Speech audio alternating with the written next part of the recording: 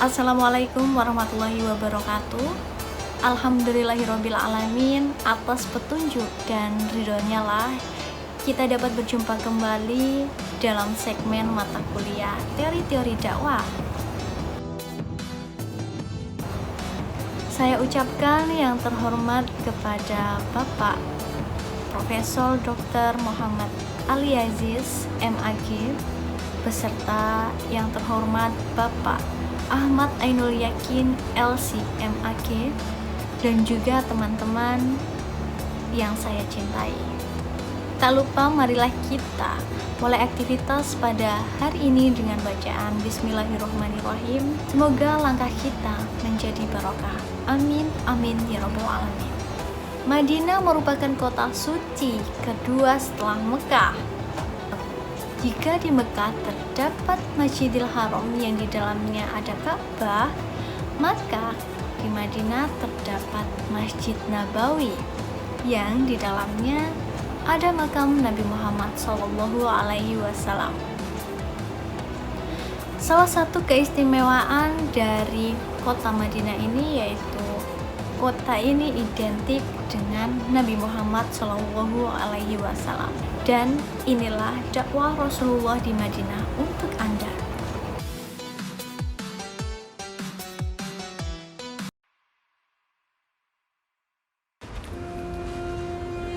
Dakwah Rasulullah, kitab karya Sa'id bin Ali bin Auf Al-Khattani. Rasulullah hijrah ke Madinah atau yang bisa kita kenal dengan Yathrib pada tahun 622 Masehi. Adapun tujuan hijrah Nabi menyelamatkan diri agar terhindar dari tekanan, ancaman dan kekerasan yang dilakukan kaum kafir Quraisy. Dakwah Rasulullah berlangsung selama 10 tahun, yakni sejak awal tahun pertama hijrah sampai wafatnya Rasulullah. Materi yang disampaikan tentang ajaran-ajaran Islam berupa masalah sosial, syariah, sholat, puasa, zakat, muamalah, dan lain-lain. Objek dakwah Rasulullah terdiri dari beberapa golongan, yakni orang-orang yang sudah masuk Islam dari kalangan Muhajirin dan Ansor, orang-orang musyrik Madinah yang tidak mau beriman kepada dakwah beliau, para penduduk di luar kota Madinah, dan orang-orang Yahudi yang tinggal di Madinah dan para penduduk di luar kota Madinah, baik yang termasuk bangsa Arab ataupun bukan bangsa Arab. Strategi dakwah yang dilakukan Rasulullah yang pertama, membangun, mendirikan, dan memperbaiki.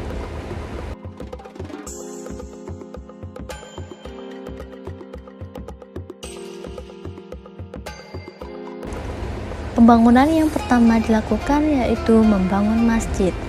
Masjid merupakan tempat utama dalam melaksanakan kegiatan ibadah dan keagamaan. Masjid juga sebagai pusat kegiatan pendidikan, musyawarah, dan tempat pengadilan. Masjid yang pertama kali dibangun di Madinah yaitu Masjid Quba. 2. Mempersaudarakan kaum muslimin Muhajirin dengan Ansor. Prinsip reformasi dan pendiriannya dilakukan Nabi setelah beliau memasuki Madinah, yaitu mengajak orang-orang Yahudi untuk masuk Islam melalui Abdullah bin Salam. Angka selanjutnya yaitu pendidikan yang bagus.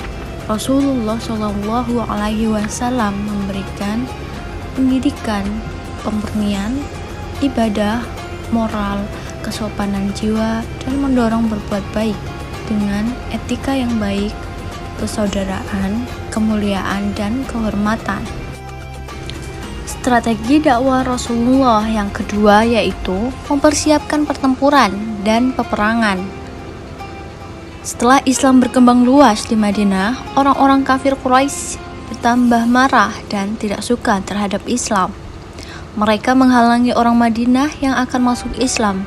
Bahkan mereka meminta Rasulullah dan kaum Muhajirin untuk diusir. Jika mereka tidak diusir, mereka akan mengancam dan dalam hal ini Allah mengizinkan Rasulullah untuk berperang. Di antara peperangan besar yang pernah dihadapi umat Islam diantaranya yaitu Perang Badar, Perang Uhud, dan Perang Hunain. Strategi dakwah Nabi Muhammad SAW yang terakhir yaitu langkah individu atau kebijakan pribadi, yaitu kisah-kisah dengan beberapa orang. Di antaranya kisah Nabi Muhammad SAW dengan Sumamah bin Asal.